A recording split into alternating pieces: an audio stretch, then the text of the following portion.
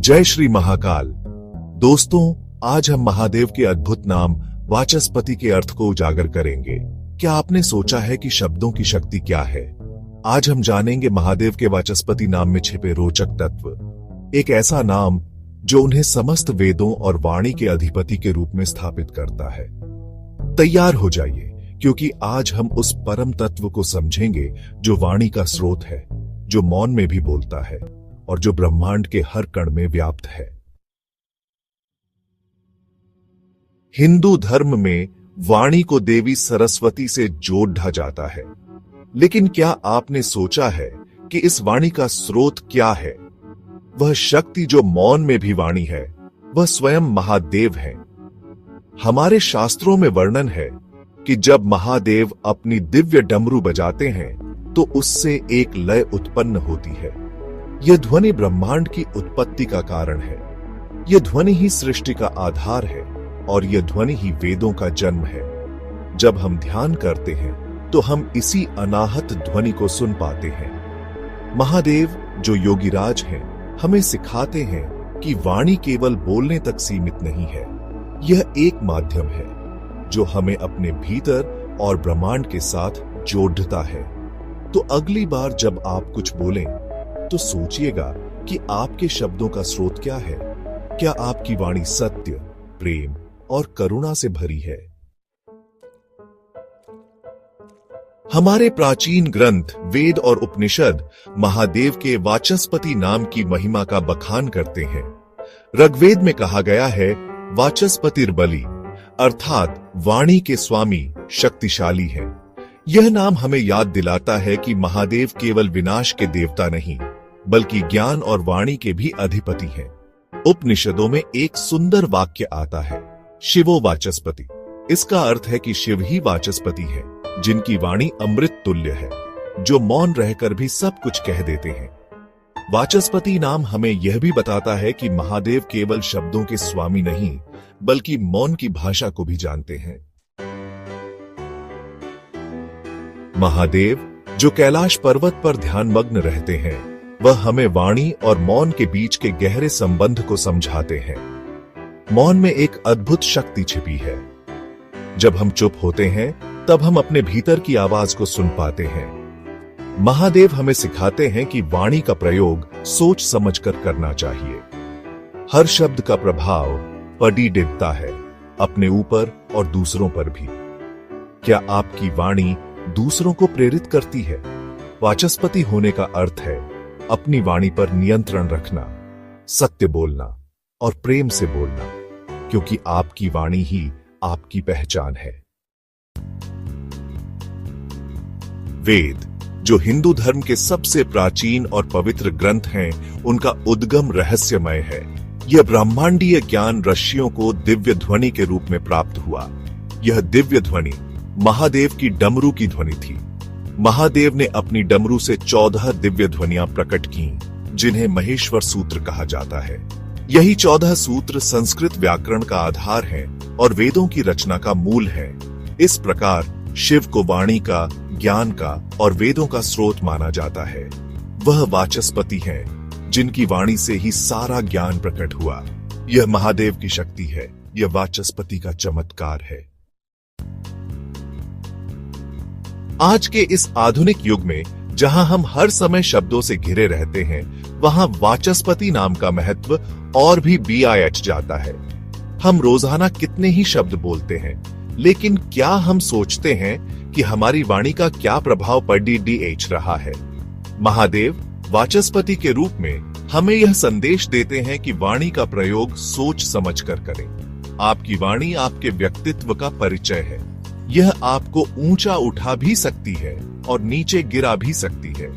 आज से ही अपनी वाणी में संयम बरतने का प्रयास करें। सत्य बोलें, प्रेम से बोलें और सोच समझकर बोलें। याद रखें, हर शब्द जो आप बोलते हैं वह ब्रह्म है, वह शिव से जुड़ा है। तंत्र जो कि हिंदू धर्म और बौद्ध धर्म दोनों में पाया जाने वाला एक गूढ़ मार्ग है, वाचस्पति नाम को एक अलग ही आयाम प्रदान करता है। तंत्र में वाणी को केवल बाहरी ध्वनि के रूप में नहीं देखा जाता, बल्कि यह एक शक्ति है, एक ऊर्जा है जो ब्रह्मांड को संचालित करती है। जब एक साधक तंत्र साधना में गहराई में उतरता है तो वह एक ऐसी अवस्था में पहुंचता है जहां उसे बाहरी ध्वनियां सुनाई देना बंद हो जाती हैं। उस गहन मौन में उसे एक अलग ही ध्वनि सुनाई देती है, एक ऐसी ध्वनि जो उसके भीतर से ही उठती है, जो ब्रह्मांड की ध्वनि से जुड़ी होती है।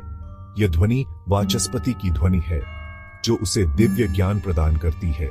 तंत्र हमें सिखाता है कि वाणी हमारे भीतर छिपी हुई एक अद्भुत शक्ति है। यदि हम इस शक्ति को जागृत कर लें तो हम अपने जीवन को ही बदल सकते हैं। महादेव, जो अर्धनारीश्वर के रूप में भी पूजे जाते हैं, हमें स्त्री और पुरुष के मिलन का, शक्ति और शिव के अद्वैत का संदेश देते हैं। इस रूप में भगवान शिव का आधा शरीर पुरुष का है और आधा शरीर स्त्री का, जो पार्वती का प्रतिनिधित्व करता है।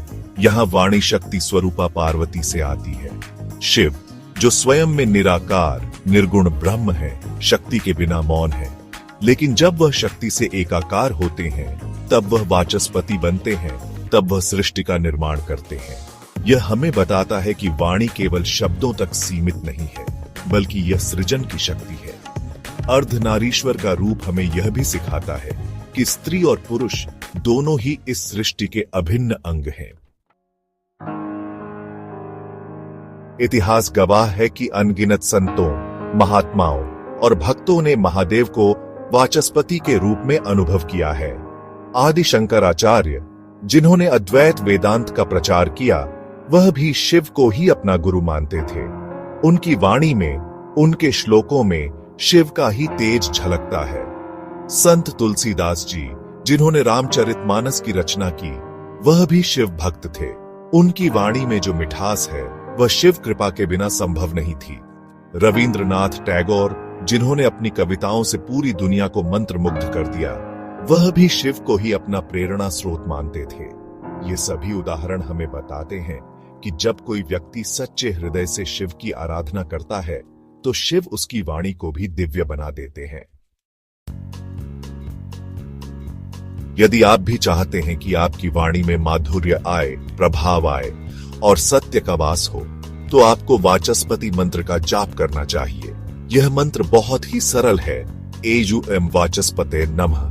इस मंत्र का रोजाना जप करने से आपकी वाणी में एक अलग ही शक्ति आ जाएगी। आपके शब्दों में वजन होगा और लोग आपकी बातों को ध्यान से सुनेंगे। लेकिन सिर्फ मंत्र जप करने से ही सब कुछ नहीं होगा। आपको अपनी वाणी पर भी ध्यान देना होगा। आपको क्रोध, द्वेष और मिथ्या बोलने से बचना होगा। याद रखें, वाणी ईश्वर का दिया हुआ एक अनमोल उपहार है। इसका प्रयोग सोच समझकर करें।